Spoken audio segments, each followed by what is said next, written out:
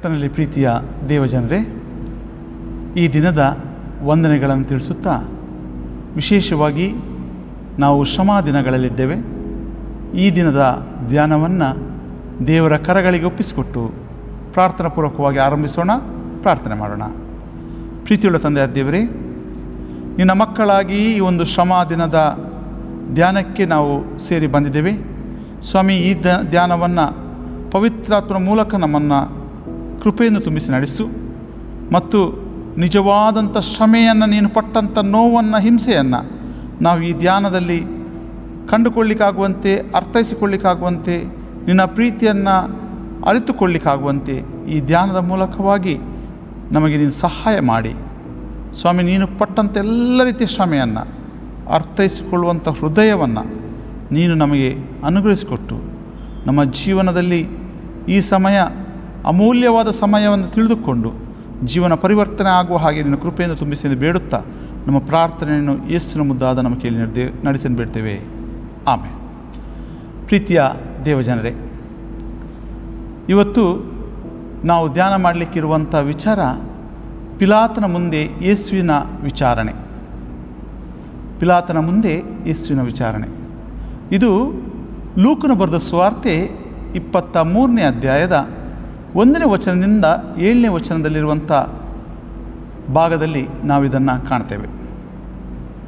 ಮುಖ್ಯವಾಗಿ ಪಿಲಾತ ಒಬ್ಬ ದೇಶಾಧಿಪತಿ. ಇವನ ಆಡಳಿತ ಇದ್ದಂಥ ಸ್ಥಳ ಯೂದಾಯ, ಸಮಾರ್ಯ, ಇದುಮಾಯ ಎಂಬಂಥ ಸೀಮೆಗಳಲ್ಲಿ ರೋಮನ್ ಚಕ್ರವರ್ತಿಯ ಮೂಲಕವಾಗಿ ನೇಮಕಗೊಂಡಂಥ ಈತನ ರಾಜಧಾನಿ ಕೈಸರಯ. ಮುಖ್ಯವಾಗಿ ಈತನು ಕ್ರಿಸ್ತ ಶಕ 26ರಿಂದ 36ರವರೆಗೆ ಈತನು ಆ ಸ್ಥಳಗಳಲ್ಲಿ ಆಡಳಿತ ಮಾಡಿದವ. ಈತ ಒಂದು ರೀತಿಯಲ್ಲಿ ಚರಿತ್ರೆಯಲ್ಲಿ ಕಂಡುಕೊಂಡ ಹಾಗೆ ಅಧಿಕಾರದ ಆಶೆಯುಳ್ಳವ, ಹಣದ ಆಶೆಯುಳ್ಳವ, ತನ್ನ ಸ್ಥಾನವನ್ನು ಉಳಿಸಿಕೊಳ್ಳಲಿಕ್ಕೆ ಯಹೂದ್ಯರಿರ್ಬೋದು ಅಥವಾ ಯಾರೇ ಆಗಿರ್ಬೋದು ಆತನ ಆಡಳಿತ ವಿರುದ್ಧವಾಗಿ ಮಾತಾಡಿದವರನ್ನು ಬಹಳ ಕ್ರೂರವಾಗಿ ಶಿಕ್ಷಿಸ್ತಿದ್ದವ, ನ್ಯಾಯ ತೀರ್ಪು ನೀಡ್ತಿದ್ದವ. ಆದ್ದರಿಂದ ಒಬ್ಬ ಅಧಿಕಾರಿಯಾಗಿದ್ದರೂ ಕೂಡ ನ್ಯಾಯ ಈತನಿಗೆ ಸಿಕ್ಕುವಂಥದ್ದು ಬಹಳಷ್ಟು ಕಠಿಣವಾದಂಥ ಸ್ಥಿತಿ. ಇಂಥ ಒಂದು ಪರಿಸ್ಥಿತಿಯಲ್ಲಿ ಈತನು ಇದ್ದಾಗ ಯೇಸುವಿನ ನ್ಯಾಯ ವಿಚಾರಣೆಯ ಸಂದರ್ಭದಲ್ಲಿ ಕೂಡ ಈತನ ಬಳಿಗೆ ಜನರು ಯೇಸುವನ್ನು ಹಿಡಿದುಕೊಂಡು ಬರ್ತಾರೆ. ಮುಖ್ಯವಾಗಿ ಈ ಒಂದು ಪರಿಚಯದ ಭಾಗದಲ್ಲಿ ನಾವು ಕಾಣುವಂಥದ್ದು, ಪಿಲಾತನ ಬಳಿಗೆ ಯೇಸುವನ್ನು ಜನರು ಕರೆದುಕೊಂಡು ಬಂದಾಗ ಅವರು 3 ರೀತಿಯಾಗಿ ಆತನ ಮೇಲೆ ಅಪವಾದ ಹಾಕ್ತಾರೆ. ಮೊದಲನೇದಾಗಿ ಅವರು ಹೇಳುವಂಥ ಏನಂದರೆ, ಈ ಜನರನ್ನು, ಇಲ್ಲಿಯ ಜನರನ್ನು ಈತನು ತಪ್ಪಾದಂಥ ದಾರಿಗೆ ನಡೆಸ್ತಾ ಇದ್ದಾನೆ. ಎರಡನೇದು ಏನಂತ ಹೇಳಿದರೆ, ಕೈಸರನಿಗೆ ತೆರಿಗೆ ಕೊಡಬಾರ್ದು ಎನ್ನುವಂಥ ಬೋಧನೆ ಮಾಡ್ತಾ ಇದ್ದಾನೆ. ಮತ್ತು ಮೂರನೇದಾಗಿ ಏನಂತಂದರೆ, ತಾನೇ ಅರಸನು ಅಂತ ಹೇಳ್ತಾ ಆತನು ಸಾರ್ತಾ ಇದ್ದಾನೆ. ಎಲ್ಲ ರೀತಿಯ ತಪ್ಪಾದ ಅಭಿಪ್ರಾಯಗಳನ್ನು ಯೇಸುವಿನ ಮೇಲೆ ಹೊರಿಸಿ ಪಿಲಾತನ ಕಡೆಗೆ ತಂದು ಪಿಲಾತನ ಮುಂದೆ ಆ ಆರೋಪಗಳನ್ನು ಸಲ್ಲಿಸುವಾಗ ಪಿಲಾತ ಇದನ್ನು ಕಂಡು ಯೇಸುವನ್ನು ಪ್ರಶ್ನೆ ಮಾಡ್ತಾನೆ, ನೀನು ಯಹೂದ್ಯರ ಅರಸನು? ಆಗ ಯೇಸು ಏನು ಮಾತನಾಡದೆ ಆತನ ಉತ್ತರ ಇಷ್ಟೇ ಆಗಿತ್ತು, ನೀನೇ ಹೇಳಿದ್ದೀಯಲ್ಲ ಅಂತ ಹೇಳುತ್ತಾ ಮೌನವಾಗ್ತಾನೆ. ಪಿಲಾತನಿಗೆ ಆತನೊಬ್ಬ ದ್ರವ್ಯಾಶೆಯುಳ್ಳವನಾಗಿದ್ದು, ಅಧಿಕಾರ ಆಶೆಯುಳ್ಳವನಾಗಿದ್ದು, ಮಾತ್ರವಲ್ಲ ಆತನೊಬ್ಬ ಅಧಿಕಾರ, ಮುಖ್ಯವಾಗಿ ಅರಸನ ಆಡಳಿತಕ್ಕೆ ಎಲ್ಲವನ್ನೂ ಕೂಡ ತನ್ನ ಸ್ವಾರ್ಥಕ್ಕಾಗಿ ಒಪ್ಪಿಸಿಕೊಡುವಂಥ ವ್ಯಕ್ತಿಯಾಗಿದ್ದಂಥ ಪಿಲಾತ ಇಂಥ ಒಂದು ಸ್ಥಿತಿಗತಿಗಳಲ್ಲಿ ಆತನು ಯೇಸುವನ್ನು ಒಂದು ರೀತಿಯಲ್ಲಿ ಸಕಾರಾತ್ಮಕವಾಗಿ ಕಾಣ್ತಾನೆ. ಆ ಜನರ ಮುಂದೆ ಯೇಸುವಿನ ಬಗ್ಗೆ ಪಿಲಾತ ಹೇಳುವಂಥ ಮಾತು, ಈತನಲ್ಲಿ ನನಗೆ ಯಾವ ತಪ್ಪನ್ನೂ ಕೂಡ ಕಾಣಲಿಲ್ಲ. ಈತನಲ್ಲಿ ನನಗೆ ಯಾವ ತಪ್ಪು ಕೂಡ ಕಾಣಿಸ್ತಾ ಇಲ್ಲ ಎನ್ನುವಂಥ ಅಭಿಪ್ರಾಯವನ್ನು ವ್ಯಕ್ತಪಡಿಸಿದಾಗ ಆ ಜನರು ತಿರುಗಿ ಹೇಳ್ತಾ ಇದ್ದಾರೆ, ನೋಡು, ಎಲ್ಲಿವರೆಗೆ ಅಂತಂದರೆ ಕೈಸರನಿಗೆ ತಿರುಗಿ ಕೊಡಬಾರ್ದು ಅಂತ ಹೇಳುವಂಥ ಅಭಿಪ್ರಾಯವನ್ನು ಈತನು ಜನರಿಗೆ ತಿಳಿಸ್ತಾ ಇದ್ದಾನೆ. ಆದರೆ ಯೇಸು ಎಲ್ಲಿಯೂ ಕೂಡ ಆ ರೀತಿಯ ಅಭಿಪ್ರಾಯವನ್ನು ವ್ಯಕ್ತಪಡಿಸಲಿಲ್ಲ, ಆ ರೀತಿಯ ಬೋಧನೆಯನ್ನು ಮಾಡಲಿಲ್ಲ. ಮುಖ್ಯವಾಗಿ ಅಲ್ಲಿ ಆತನು ಹೇಳಿದ ಕೈಸರನನ್ನು ಕೈಸರಿಗೆ ಕೊಡ್ರಿ, ದೇವರದನ್ನು ದೇವರಿಗೆ ಕೊಡ್ರಿ ಎನ್ನುವಂಥ ಆ ಬೋಧನೆಯನ್ನು ಮಾಡಿದಂಥ ಯೇಸು ಆತನ ಮೇಲೆ ಆರೋಪಗಳನ್ನು ಸುರಿಮಳೆಗಳನ್ನು ಮಾಡ್ತಾರೆ. ಮುಖ್ಯವಾಗಿ ನೋಡಿ, ಇಲ್ಲಿ ಇರುವಂಥ 3 ಮನಸ್ಸುಗಳು ಕಾಣ್ತದೆ. ಒಂದು ಏನಂದರೆ ಜನರ ಮನಸ್ಸುಗಳು. ಆ ಜನರ ಮನಸ್ಸು ಏನಂತ ಹೇಳಿದರೆ ಯೇಸುವನ್ನು ಹೇಗಾದರೂ ಮಾಡಿ ಸಿಕ್ಕಿಸಿ ಹಾಕಬೇಕು ಅಥವಾ ಮರಣದಂಡನೆಗೆ ಒಪ್ಪಿಸಬೇಕು ಎನ್ನುವಂಥ ಒಂದು ಮನೋಸ್ಥಿತಿ. ಯಾಕಂದರೆ ಮರಣದಂಡನೆ ಕೊಡಬೇಕಂತಾದರೆ ಅದು ಪಿಲಾತನಿಗೆ ಹೊರತು ಮತ್ತಾರಿಗೂ ಅಧಿಕಾರ ಇರಲಿಲ್ಲ.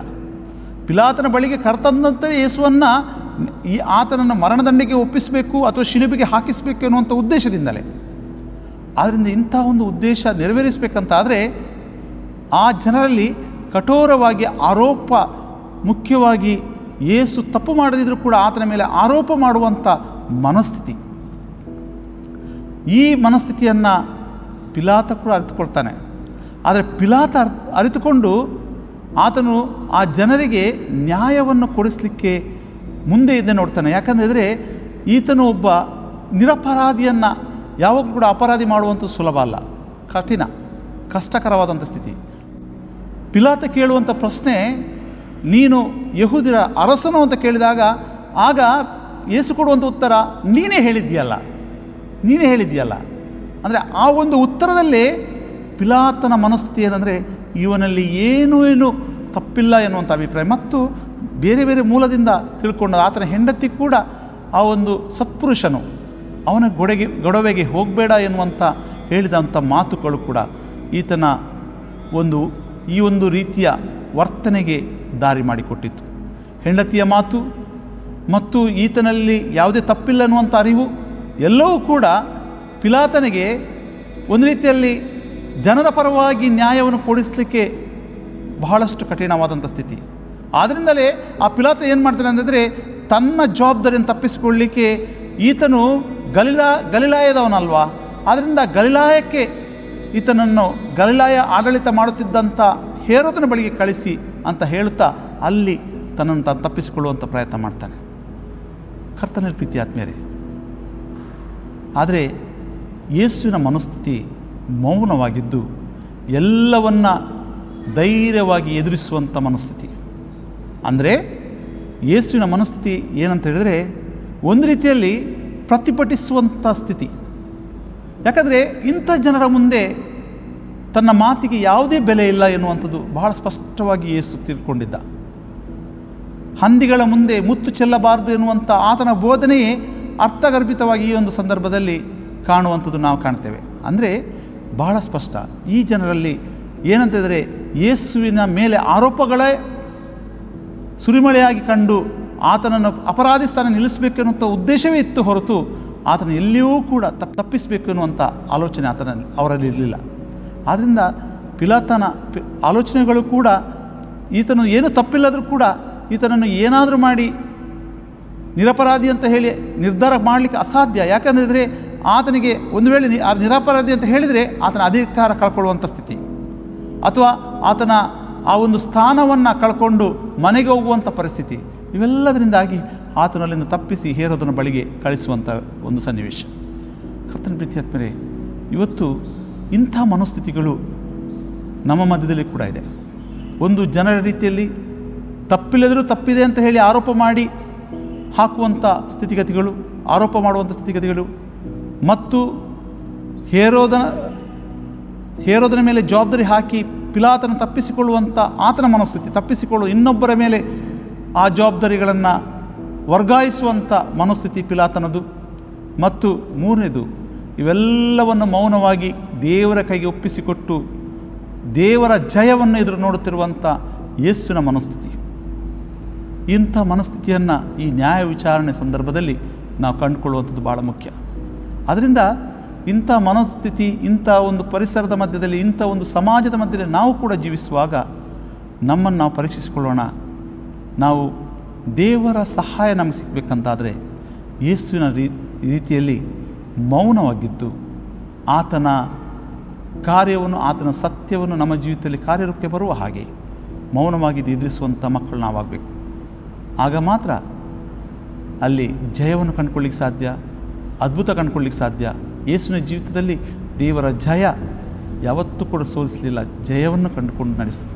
ಸೈತಾನನು ಬಿದ್ದು ಹೋದ, ಮರಣವು ಬಿದ್ದು ಹೋಯಿತು, ಆದರೆ ಜಯ ಗೆದ್ದು ಬಂತು. ಅದರಿಂದ ಆತನ ಜಯವನ್ನು ಕಂಡುಕೊಂಡ ನಾವು ನಮ್ಮ ಈ ಒಂದು ಶ್ರಮ ದಿನಗಳಲ್ಲಿ ದೇವರ ಕರಗಳಲ್ಲಿ ಇಟ್ಟುಕೊಂಡು ನಮ್ಮನ್ನು ಬದಲಾಯಿಸಿಕೊಂಡು ಹೊಸ ಬದುಕಿನಂತೆ ಜೀವಿಸೋಣ. ನಾವು ಮಾಡಿದ ಪಾಪಗಳಿರ್ಬೋದು, ತಪ್ಪುಗಳಿರ್ಬೋದು, ಅಥವಾ ಜನರ ಸ್ಥಿತಿಗತಿಯ ಮನಸ್ಸು ನಮ್ಮಲ್ಲಿರ್ಬೋದು, ಅಥವಾ ಪಿಲಾತನ ಮನಸ್ಸಿನ ಸ್ಥಿತಿಗತಿಗಳು ನಮ್ಮಲ್ಲಿರ್ಬೋದು. ಇವೆಲ್ಲವೂ ಇದ್ದರೂ ಕೂಡ ನಾವು ದೇವರ ಕರಗಳಲ್ಲಿ ಜಯ ಉಂಟಂತ ತಿಳ್ಕೊಂಡು ಆತನಿಗೆ ಒಪ್ಪಿಸಿಕೊಡ್ದಂತಾದರೆ, ಮಗನೇ ಮಗಳೇ, ನೀವೆಲ್ಲರೂ ನನ್ನ ಬಳಿಗೆ ಬನ್ನಿರಿ, ನಾನು ನಿಮಗೆ ವಿಶ್ರಾಂತಿ ಕೊಡ್ತೇನೆ ಅಂತ ಹೇಳುತ್ತಾ ಅಪ್ಪಿಕೊಂಡು ಆಶೀರ್ವದಿಸುವಂಥ ಜೀವಿತವನ್ನು ಕಾಣುವ ಹಾಗೆ ಈ ಶ್ರಮ ದಿನಗಳಲ್ಲಿ ದೇವರು ಸಹಾಯ ಮಾಡಲಿ. ನಿಮ್ಮೆಲ್ಲರಿಗೂ ಕೂಡ ಕ್ರಿಸ್ತನ ಹೆಸರಿನಲ್ಲಿ ವಂದಿಸುತ್ತಾ ನಾನು ನಮ್ಮ ಧ್ಯಾನವನ್ನು ಮುಗಿಸ್ತಾ ಇದ್ದೇನೆ. ಆಮೇಲೆ